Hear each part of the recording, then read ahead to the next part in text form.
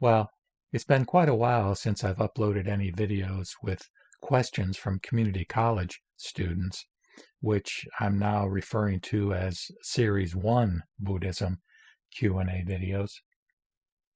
And in this particular one, the individual student wrote, "What is the one main thing you want people to know about Buddhism?" I think the main thing that people should know about Buddhism is that the whole point of Buddhism is to reduce suffering. That was the quest that the historical Buddha Shakyamuni made when he left his palace, when he left his luxurious lifestyle with all of its benefits, to become a seeker after truth. And what truth was he seeking?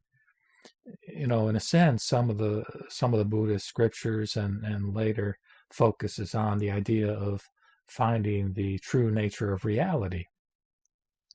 But we mustn't forget or neglect the fact that truly what stimulated, what prompted the historical Buddha to go on his quest was seeing a sick person, seeing an old person, seeing a person who had died.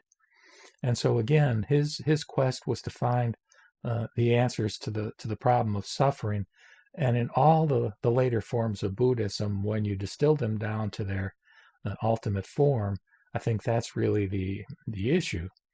Now, in the earlier form of Buddhism, of course, the historical Buddha gave to us his framework of the Four Noble Truths and the Eightfold Path. And in the later form of Buddhism, we have the concept of the compassionate bodhisattva and his or her use of skillful means to address the suffering of living beings. But in all cases, the idea is how to reduce suffering and to help people be happy in spite of the kinds of inevitable dissatisfactions that occur along the way in our ordinary lives. It relates in a way to the second question when this individual says, "What are some of the misconceptions about Buddhism?" And I would say that, one of the main misconceptions, at least insofar as the earlier form of Buddhism is concerned, was the idea that, well, because dukkha or unsatisfactoriness or suffering is said by the Buddha to be inevitable, that therefore it is a depressing kind of religion or a depressing philosophy. But it's not, because, as you study further, you see that he identifies the cause of suffering, and he says that the prognosis is good, that there's a way to address suffering. And of course, that's in the context of the Eightfold Path. So that's one misconception that I think can occur. Another one that I'll mention, and there are many, but I'll mention the misconception or the idea, particularly in the West, that somehow Buddhism is not a religion. Now, it is true that a person can approach Buddhism from a more secular perspective and focus on practices like meditation and some of the sort of more psychologically oriented understandings as to the nature of how we operate as human beings, and again, how we can reduce our suffering through addressing problems of craving and attachment.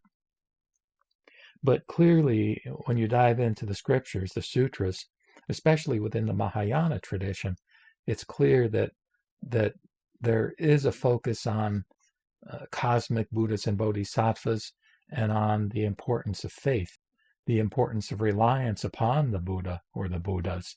Even in the so-called self-power or paths of sages, which is oriented toward a great number of disciplines to be practiced, that these are said to be practiced successfully only with the sustaining power of the Buddhas.